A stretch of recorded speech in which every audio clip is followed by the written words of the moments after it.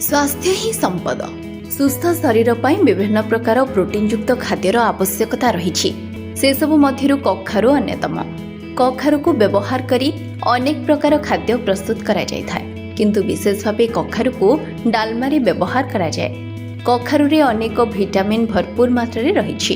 यह जेतिकी स्वादिष्ट स्वास्थ्य पे मध्य सेतिकी लाभदायक होइथाय, जहा विभिन्न रोगरु उपशम देथाय। कखारु calorie, protein, carbohydrate, iron, fibre, sodium एवं फोलेट भली पुष्टिकर तत्व भरपूर।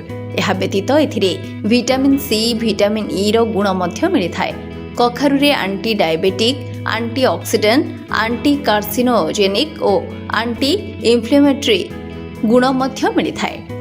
एथिरे थिबा लाभकारी गुण जोगु यह पेटजनित समस्या ठारू आरंभ करी हार्ट जनित समस्या एवं केशजनित समस्या ठारू दूर रे रखिथाय।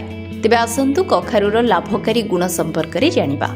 एथिरे थिबा विटामिन सी एवं विटामिन ई गुण थिबारु एहाको केश एवं चर्म पई भलो बोली विवेचना करा जाय, जहा पाचन समस्या को मध्य दूर करिथाय। एथिरे कम कैलोरी थिबारु ओजन ह्रास करिपारे सहायक होइथाय।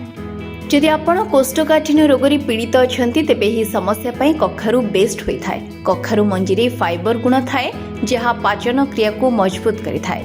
एसिडिटी एवं पेट जलिबा समस्या रु मध्य आराम देइथाय। कखारु डायबिटीज रोगी पई बेस उपयोगी।